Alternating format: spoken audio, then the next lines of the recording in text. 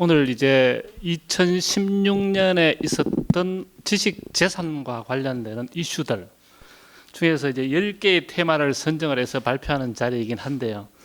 사실은 조금 김이 생 게 어젯밤 석간부터 신문지상에 이미 발표가 되어버렸습니다. 그래서 사실은 오늘 깜짝 발표는 안 될 것 같고요. 어젯밤 석간부터 신문지상에 계속 나오고 있더라고요. 그래서 한국지식재산연구원에 대한 큰 마크가 막 나오는 신문도 있고요.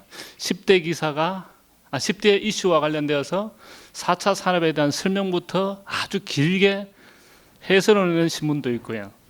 그래서 한국지식재산연구원으로 봤을 때는 10대 이슈와 관련되는 것을 발표하면서 신문지상에 좀 많이 오르내리게 되었습니다.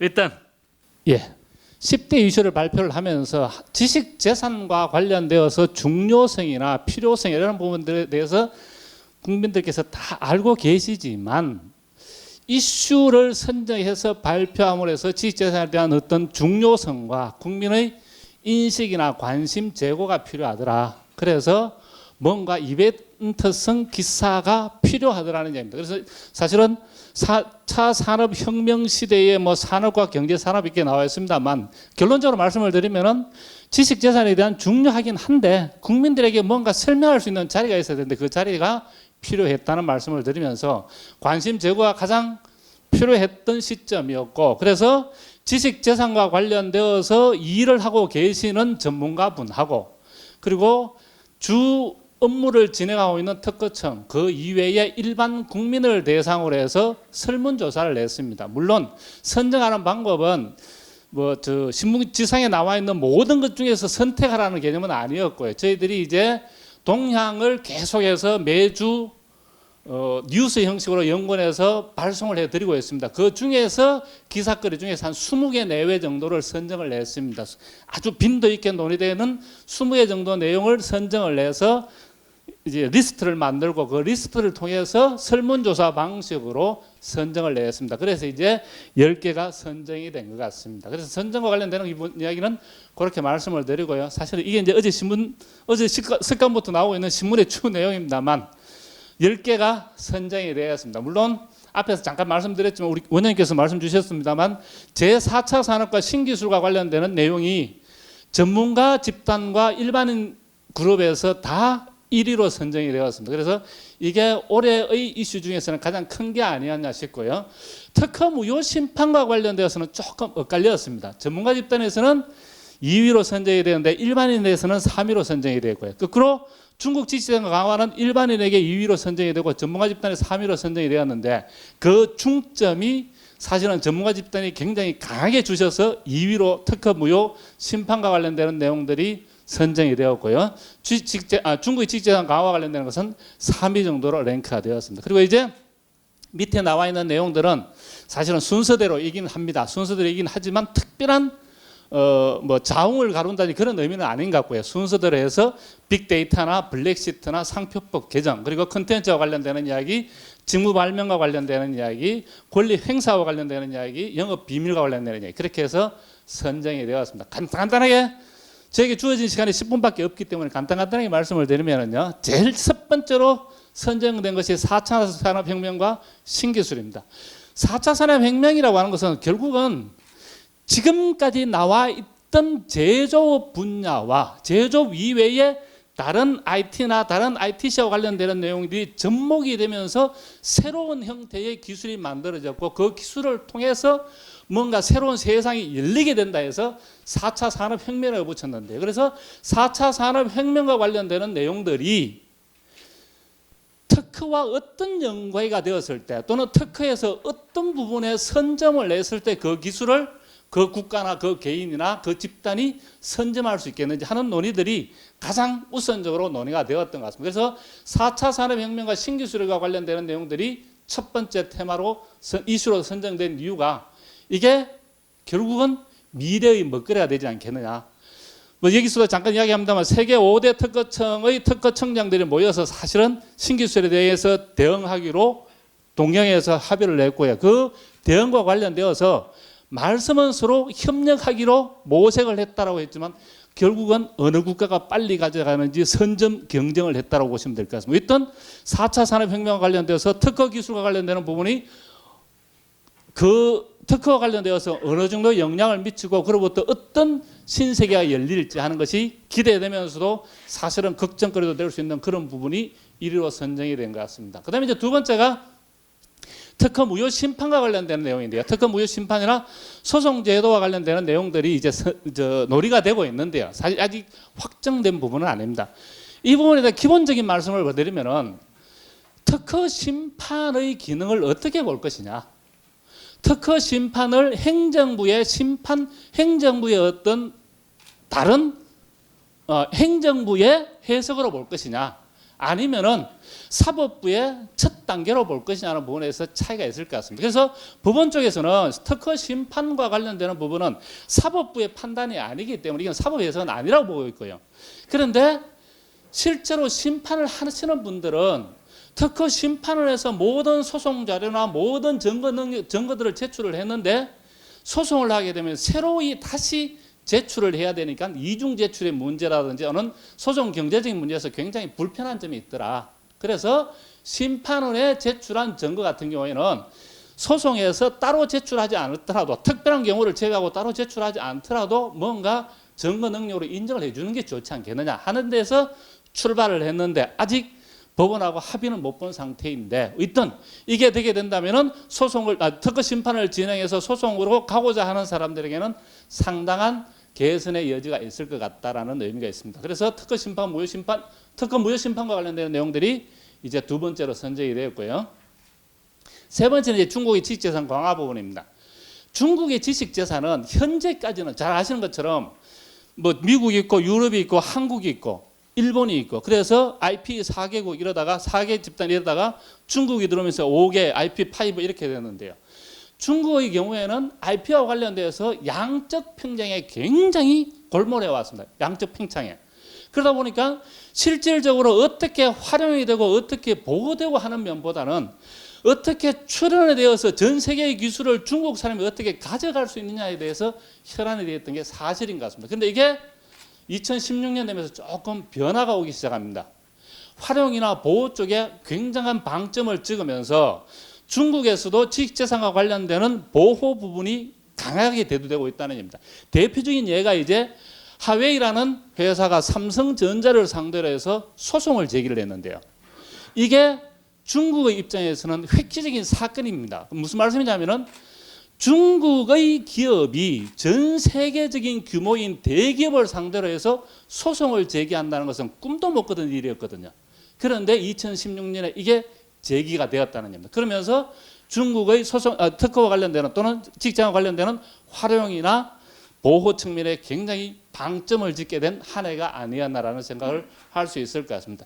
그 다음에 이제 네 번째가 특허 빅데이터와 활용과 관련되는 부분인데요. 이제 특허 빅데이터에 대해서는 더 이상 설명할 필요도 없을 정도로 중요성이 굉장히 강조되고 있는 부분인 것 같습니다. 그래서 빅데이터를 통해서 이제 원천의 핵심 특허에 대한 선점이 가능해지고 중요성이 높아지더라. 그래서 이제 특허청을 중심으로 해서 국가 미래 전략 특허 분석 센터라는 것을 5월 달에 개소를 내서 빅데이터와 관련되는 고급 정보들을 통해서 새로운 기술의 원천이나 핵심 특허에 대한 도출을 해낼 수 있도록 유도를 해보자. 그래서 이제 국가 미래 전략 특허 분석 센터를 개소를 하면서 빅데이터에 대한 활용에 대한 중요성을 굉장히 강조한 해가 아니었나 해서 네 번째로 선정이 되었고요. 다섯 번째가 이제 블랙시트 문제입니다. 잘 아시는 것처럼 블랙시트는 영국이 EU로부터 탈퇴하는 내용인데 EPO나 EPC와 관련되는 부분에 있어서 특허나 산업재산권과 관련되는 부분은 별개의 조직입니다. 사실은. 별개의 조직이기 때문에 영국이 블랙시트에 의해서 EU로부터 탈퇴를 한다 하더라도 지식재산과 관련되어서 직접적인 영향은 받지는 않을 것 같다. 그런데 문제는 현재 유럽을 통해서 논의되고 있는 단일 특허 제도라든지 단일 법원과 관련되는 논의들에 대해서는 영국이 발을 뺄 가능성이 있다. 그러다 보니까 이게 단일 특허 제도나 단일 특허 법원과 관련되는 부분에서 영국이 발을 빼기 시작하면은 EU 전체의 지식재산과 관련된 어떤 틈이 생기고 갭이 생길 여지는 있다는 것 같습니다. 그러다 보니까 이제 영국과 EU와 관련되는 부분에 있어서 특허의 접근, 산업재산권의 접근을 어떻게 해 나갈 것이냐, 우리 기업들로서는 상당한 애로점이 발생하지 않겠느냐라는 의미에서 5번째로 선정이 된 것 같습니다. 그래서 블랙시트와 관련되는 부분이 5번째로 선정이 되었고요. 그 다음에 이제 조금 이따 다시 설명을 드릴 것 같은데요. 26년 만에 상표법에 대한 전면 개정이 이루어졌습니다. 그래서 이제 하위 법령하고 맞추기도 하고 어려운 글자들은 고쳐서 알기 쉬운 용어로 고치기도 하고요. 여러 가지 내용들이 고쳐졌는데 이것은 제가 설명을 생략하고 다음에 발표하시는 분이 집중해 주시길 부탁을 드리겠습니다. 그리고 7번째가 이제 기술과 컨텐츠에 대한 융합 부분입니다. 이제 포켓몬고 때문에 사실은 생긴 문제인데요. 잘 아시는 것처럼 정강현실의 문제인데, 정강현실이라고 하는 것은 가상현실과 조금 대비되는 내용일 것 같습니다. 가상현실은 무언가 행위를 하고 뭐 게임을 하든지 뭔가를 한다 하더라도 이거는 말 그대로 가짜일 뿐입니다. 안 맞아떨어져, 나와 상관없이 그냥 가짜로 가상 세계에서 이루어지는 것인데, 정강현실이라고 하는 것은 현실이라는 겁니다. 내가 그 자리에 있고 내가 그 자리에 있는 것처럼, 내가 하는 것처럼 행동이 되는 것이 이제 정강현실인데, 그러다 보니까 이게 GPS라든지 그러니까 공간 시스템과 공간 지각 시스템과 관련되어서 융합이 되어야만, 게임이나 이런 것들이 공간 지각 시스템과 융합이 되어야만 이제 실현될 수 있는 것이 정강현실인데, 그 정강현실과 관련되어서 포켓몬고가 굉장히 유행을 하다 보니까 사실 이게 선정될 점에만 하더라도 포켓몬고는 조금 저 혼자 생각인지 몰라도 이게 사양 비슷하게 느껴지는, 아직은 뭐 그렇다고 완전히 없어진 건 아닙니다만 일시적인 현상으로 나타나는 것이 아닌가 싶기는 느낌은 있지만, 그렇다고 하더라도 포켓몬가 출시되면서 정강현실이라는 새로운 현상, 그 현상과 관련되어지게 되는 어떤 컨텐츠나 기술의 융합 부분, 게임과 뭐 GPS가 융합한다든지 하는 그 어떤 융합과 관련되는 부분들에 대한 기술의 발전 속도는 이것을 통해서 한 계기가 될 수 있지 않을까 해서 기술과 컨텐츠에 대한 융합 부분이 7번째로 선정이 되었고요. 그 다음에 직무발명 보상제도입니다. 직무발명 보상제도와 관련되어서 아직 결론이 나지는 않았습니다. 직무발명과 관련돼서 현재의 시스템이나 법률에 있어서는 고용자와 사용자 개념에 있어서 사용자에게 조금 불리한 부분이 없지 않아 있지 않느냐.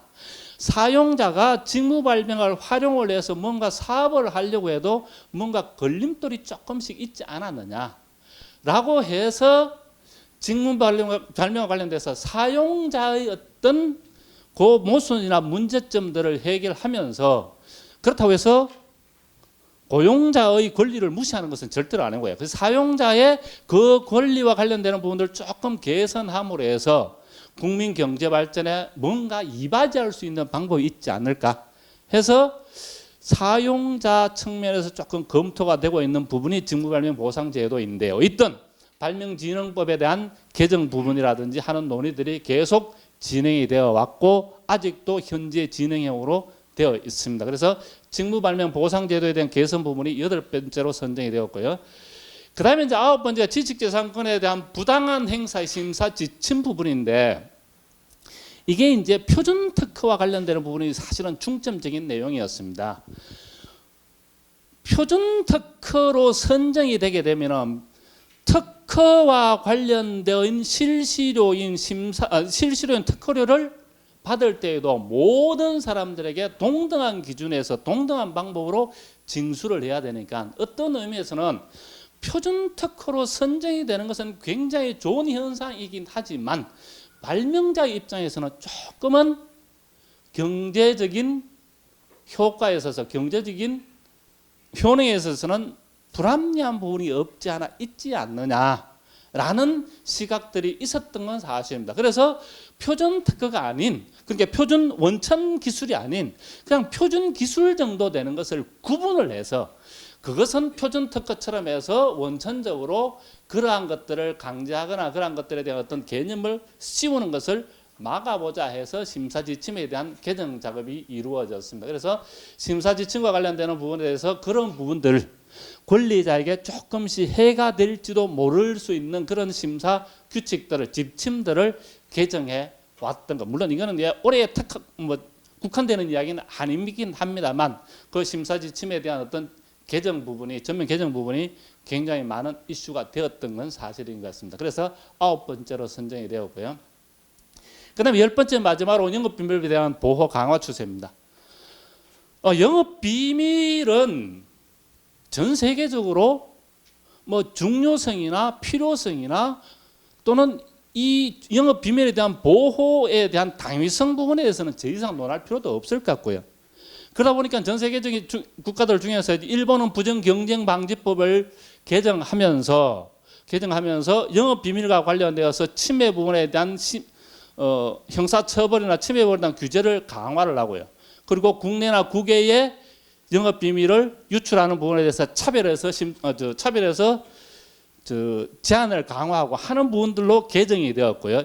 EU에 대한 영업 지침도 유럽 의회를 통과하면서 사실은 굉장히 강조되는 부분이 없지 않아 있고, 미국 연방 영업 비밀 보호법 같은 경우에도 사실은 이게 잘 아시는 것처럼 미국은 50개 주가 영업 비밀이나 부정 경쟁과 관련되는 법률들이 다 달랐습니다. 물론 현재도 다른 법률들이 다 존재를 하는데, 이게 이제 영업 비밀과 관련되는 보호법을 연방의 법률을 신설을 하면서 영업 비밀을 연방 전체의 차원에서 보호하고자 하는 어떤 강한 이슈가 있었던 것 같습니다. 그래서 우리나라에서도 영업 비밀과 관련되는 부분에 대해서 보호 측면에서 어떤 방법을 통해서 좀 더 많은 보호와 강한 보호가 이루어질 수 있는지에 대한 개선을 현재까지도 계속 추진을 하고 있는 상황입니다. 그래서 이것이 이제 10번째의 이슈로 선정이 되면서 전체 10개가 선정이 되었습니다. 사실은 이게 선정하면서 여기 계신 분들이 아마 다 의사들을 반영을 했으리라고 보게 되는데요. 전문가 집단이나 특허청이나 또는 일반 국민을 상대로 해서 설문조사라든지 이런 것들을 통해서 선정이 되면서 저희들은 이제 사실은 이런 10대 이슈를 선정을 해서 발표하는 자리를 오늘 삼게 되었고요. 그리고 그 중에서 몇 개의 정도, 다는 뭐 사실 여기서 논할 수는 없을 것 같고요. 몇 개, 중요한 몇 개의 정도는 다음 시간부터 자세하게 논하게 되는 시간을 갖게 될 것 같습니다. 이상 발표를 마치겠습니다. 감사합니다.